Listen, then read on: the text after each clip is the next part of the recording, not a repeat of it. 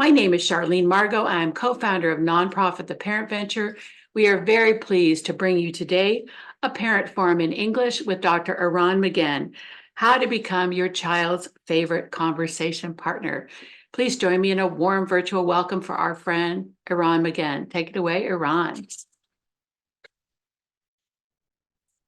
Thank you, Charlene. Hi, everybody. Also to reduce potential anxieties, only I get recorded, or Charlene, I guess only the active speakers get recorded during this portion. So you can do whatever you want. You can make whatever faces you like. Nobody's going to see it. Chris is really coming out swinging, huh? Compliments and claps. Thank you. Okay, so hello, everybody. It's nice to see you, as well as I see a few participants apparently under the age of 2, which is exciting. We will be here for the next hour or so, and I'm going to try to talk for maybe 20 minutes, maybe less, and leave a lot of time for a discussion. Because like Charlene was saying, it's nice to be able to talk about the things that you want to talk about, and it's nice for you to be able to also give each other suggestions and share thoughts, and also just witness what it's like for other people to parent. We don't talk about it a ton, I think, and there's great comfort in it. All right, let me start by sharing my screen. Nope, I can't. Charlene, can you enable screen sharing?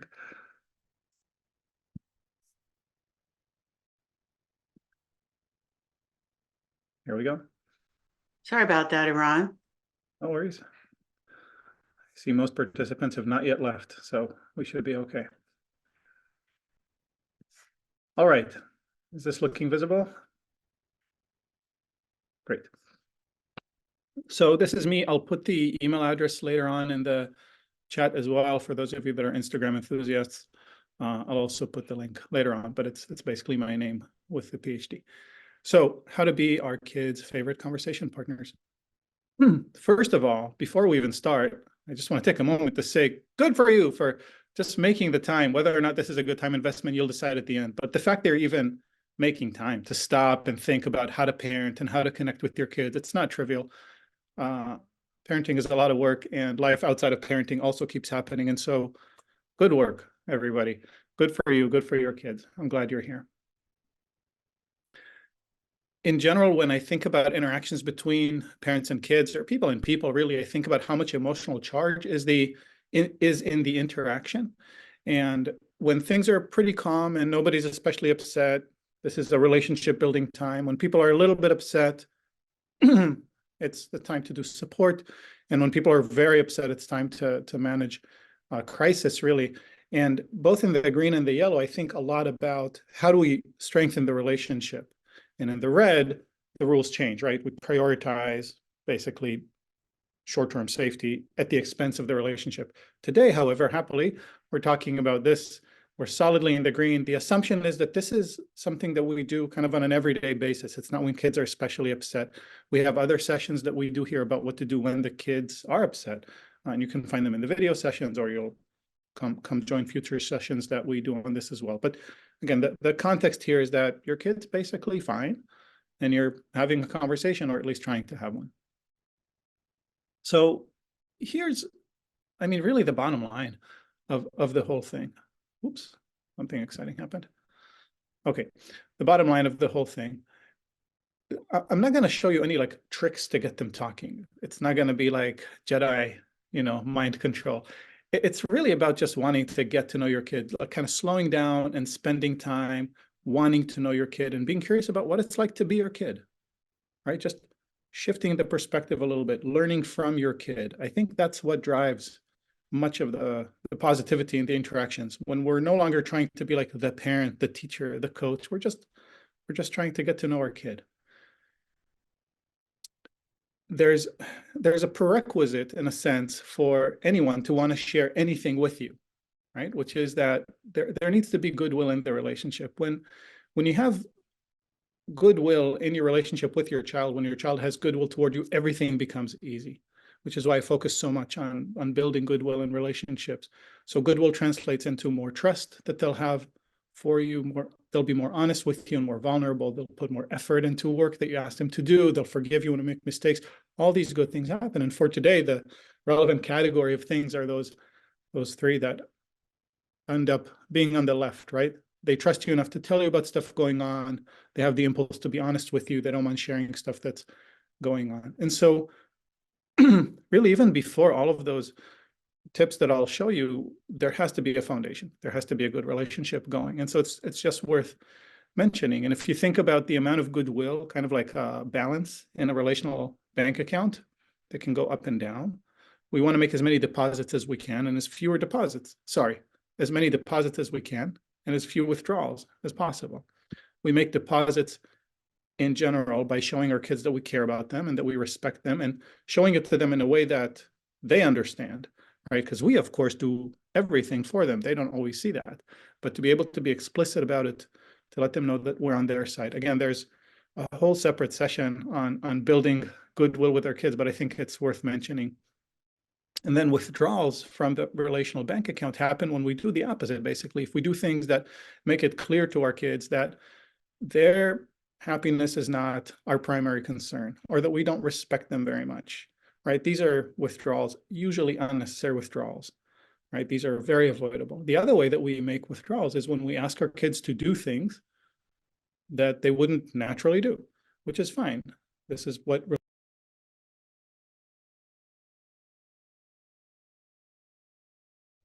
we do things for one another, but we want to make sure that we do it, that we request things of our kids in a way that is not overly demanding, in a way that is not disrespectful. Okay. And a quick dipstick test for how your relationship with your kid is going is you can think about your goodwill with your kid as high, medium, or low. And if your kid is spontaneously going out of his or her way to do stuff for you, like fantasy level high, right? This would be like breakfast in bed. This would be you coming back home and the entire house is sparkling and your car is washed and like nobody's actually there. But this is sort of the theoretical maximum, right? Your kid just wants to be good to you. And then a medium kind of realistic high amount of goodwill is when you ask your kid to do things and your kid basically does it cheerfully and you don't need to nag them and you don't need to nudge them, right? That's a healthy amount of goodwill in their relationship. Things are getting tricky if you find yourself consistently having to remind your kid, ask repeatedly for things your kid maybe does, maybe doesn't, maybe grumbles when he does it. That means things are a little bit low and it's a good idea to start focusing on making more deposits. And then, of course, if you push your kid to do things that are not what your kid would normally do, and you use power to do this, the kid doesn't cooperate innately, but you use your power as a parent to force your child to comply, basically, then you might end up in an overdraft in the relational bank account. And that's a problem because at that point, your child will be resentful. And essentially, that's the opposite of the high account balance, right? That's when your kid might be sitting there scheming how to make your life miserable or looking for buttons to press. So not where we want to be. To make deposits, the simplest way to make deposits is to develop habits of making them throughout the day, right? Rather than looking for grand gestures, right? We're going to go on vacation to the one place that you wanted, or here's like an enormous gift or whatnot. Just developing the habit of doing these small deposits throughout the day, saying thank you in a clear, connected, intentional way. Being respectful when you're asking them to do certain things, telling them that you believe in them, talking about how you want to work together to help them achieve their goals, right? These are all things that I'm guessing all of you know or think about, but it's good to remember, to have it come a little bit closer to the front of mind. So there are verbal things you can do. There are nonverbal things you can do, right? Instead of shouting at them from the other side, you can come close and speak quietly because you might scare them when you're shouting, even if you don't intend, things like this. So again, I'm not going to spend a lot of time on this. This is a whole separate session, but this is really the foundation. If the relational account balance is low, it's unlikely your kid will want to talk and just feel kind of comfortable and happy and want to share. We'll make all these slides available, by the way. I'm seeing to my shock that some people are writing these things down. And so they will also be available to you later, the slides. So here's what I'm going to be talking about for the next maybe 10 minutes or so. Ideas for how to invite your kid to talk more. The first is the kind of questions that you ask and the kind of things that you ask about, right? We want to make sure that we're asking questions that invite them to talk and about things that your child cares about and feels motivated and excited to talk about. The other is that once your kid starts talking, stop talking and start listening and let them lead. Because mostly we want them to talk. It's less important what they talk about. It's more important that they feel like they can talk about whatever they want and the conversation goes well. And so I'll talk about that a little bit. The next thing is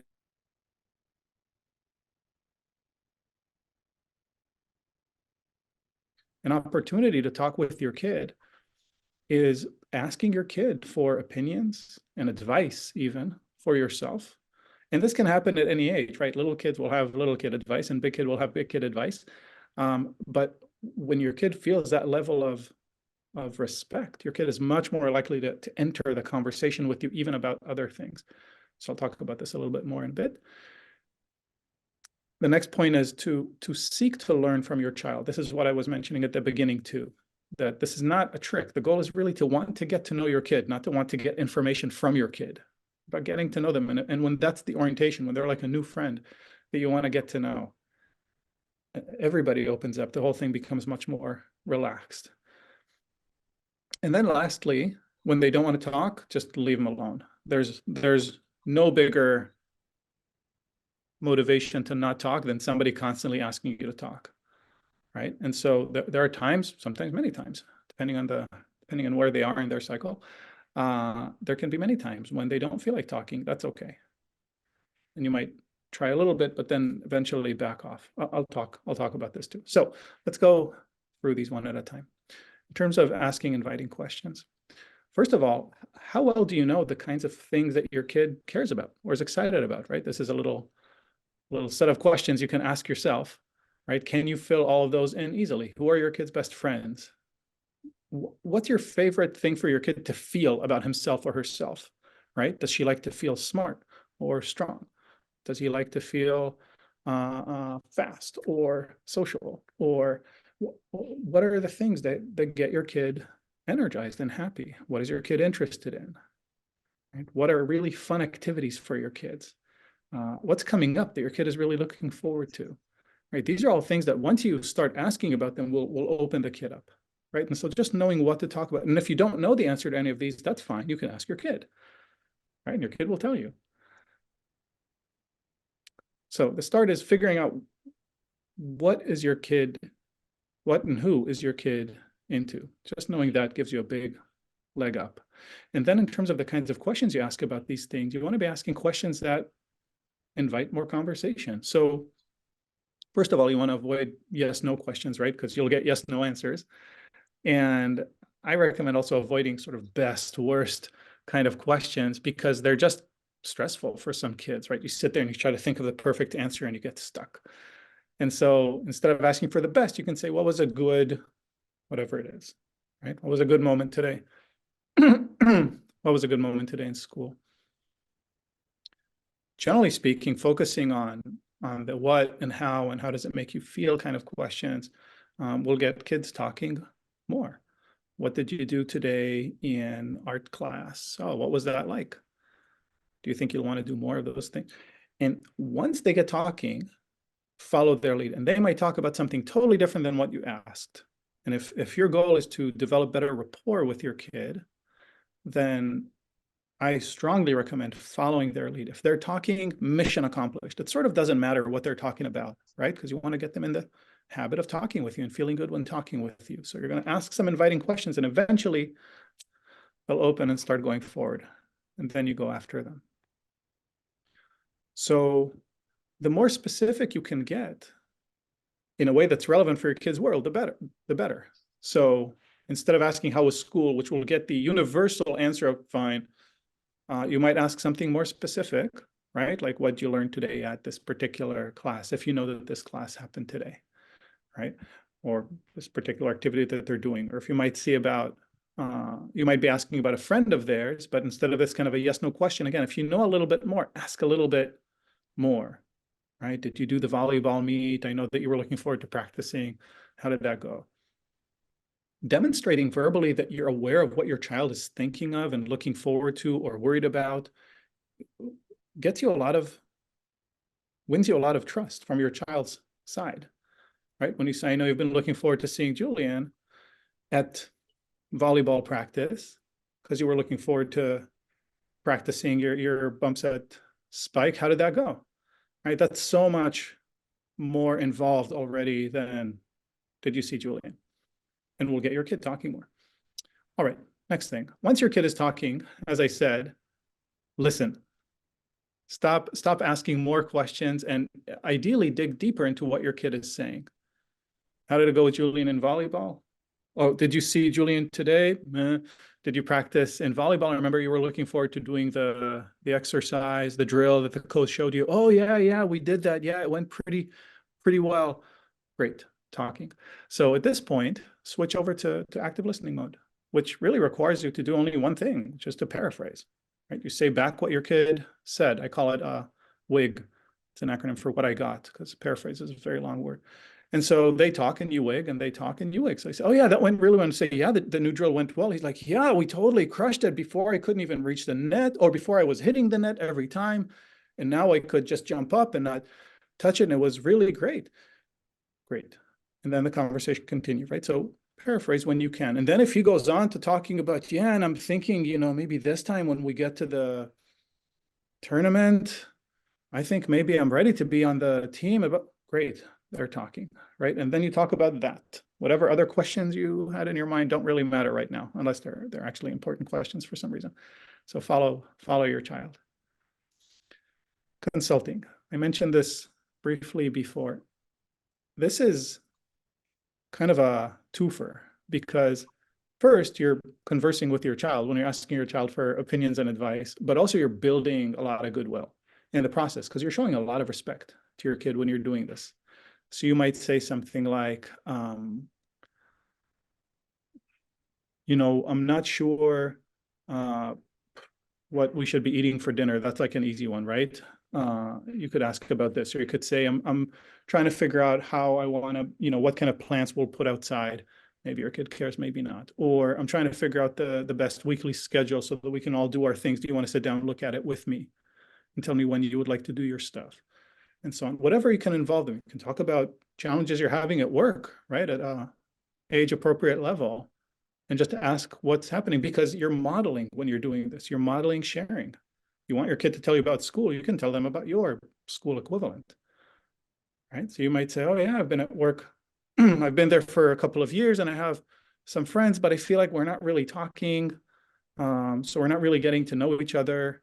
And it would be nice to make more friends at work. We all work kind of in different offices and we only meet for lunch. And I'm trying to think about some things that we could be doing, or maybe activities I can suggest to make friends. What do you think? And they'll have some idea. Again, maybe it'll be a 4-year-old idea, maybe it'll be a 16-year-old idea, right? But it's a nice conversation to have, and it's modeling sharing about your life and about your world, which they will then pick up on. So you're both, again, it's a twofer. You're well, a threefer, really. You're having a conversation with them, you're showing respect and thereby building goodwill, which makes them more likely to share with you, and you're modeling sharing, which is really nice. Oh, right. This was just to drive it farther home, this idea that by consulting, we're showing respect, which builds the relational goodwill. In terms of the orientation coming into your kids, it's easy to come in with like either an interrogator mindset or sort of a little bit desperate, kind of just wanting to like have a conversation, why don't I know anything going on there? And so it's very different if you're able to relax a little bit and think about your kid as a new friend or as a friend, right? And you're kind of checking in, and you might meet a friend and ask your friend, how's it going at whatever? I don't know, what do grownups talk about? Work, ultimate frisbee, painting your home, whatever grownups talk about. You might ask your friend about this, and your friend might say, it's fine. I don't know, I haven't been paying much attention to it. And you're like, oh, what's going on? Your friend says, well, I've been really debating with myself whether or not I should be buying a new garden hose, or again, whatever grownups think about. So you follow that, right? You talk to your friend about whatever is on your friend's mind. Same with your kid. It's not about drilling. It's not about getting particular information. The goal is to have a relationship, right? To learn about what's in your kid's mind. And so the more you can come in with a learning orientation, learning about their world, the more you can withhold advice and teaching and judgment, good, bad, about what's going on, and just absorbing, right? Rather, instead of immediately jumping into the, oh, well, if that's happening, I think it's very important that you blah, blah, blah.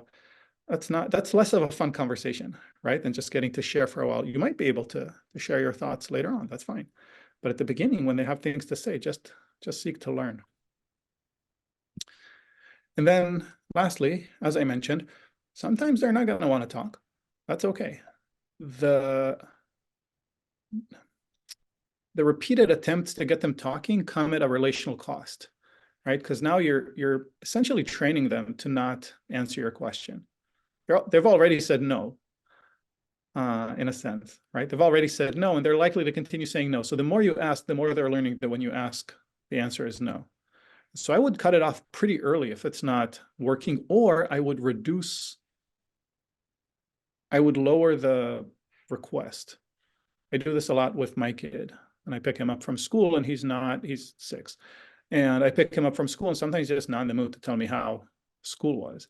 And so I'll shrink it down, right? I'll say, what was specials today? And he'll be like, STEAM. It's like, oh, what'd you do at STEAM? And he'll tell me, right? Whereas if I start with a general, what did you learn today? Or how was school? It's kind of too much, right? But if I can help focus it and make it small, that's okay. And if he'll tell me, and he'll say, what did you learn? He'll say, oh, we learned about bridges. Usually he's actually pretty excited to talk about what happens at a specials class. So once we kind of narrow down, it works. And then sometimes, if again, the kid will not want to talk, and that's okay. To say, okay, it sounds like you don't want to talk about it right now. They're like, yeah, okay, fair enough, right? Because that is also a show of respect. You're actually building the relationship when you're saying, I'm seeing that you prefer not to talk right now, and I'm respecting your preference, right? You just gained a couple of brownie points with your kid. So these were all the quick tips, just to kind of get your mind going and get the conversation started. Asking inviting questions about things that your kid cares about, which requires you to know some of the things your kid cares about, and then following them as soon as they start talking, letting them lead the conversation. Consulting with them is a great way to talk with them and to model sharing with them as well. Coming in with a learning orientation rather than a teaching orientation or a coaching orientation or an interrogative orientation, and then letting go when it's not working, or at least reducing the requirement. I'm gonna stop in a minute. Before I do, I have a request. We've been doing this recently, but I'm changing the format now. So first of all, my email is there. I'll put it in the chat later. If anybody wants to talk or have questions or have thoughts to share, very happy to talk further. Usually we ask people to write a takeaway in the chat. Today, I wanted to experiment with your permission. Those of you that have an Instagram, if you're willing to share your takeaways for this session in this session's post, you can do that there. Or, I mean, you can either, put in the account name, or you can take the QR code and put your comments there.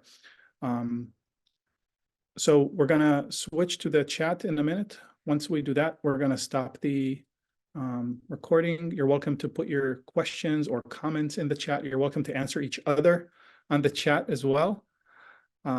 It's always good to have thoughts from multiple people.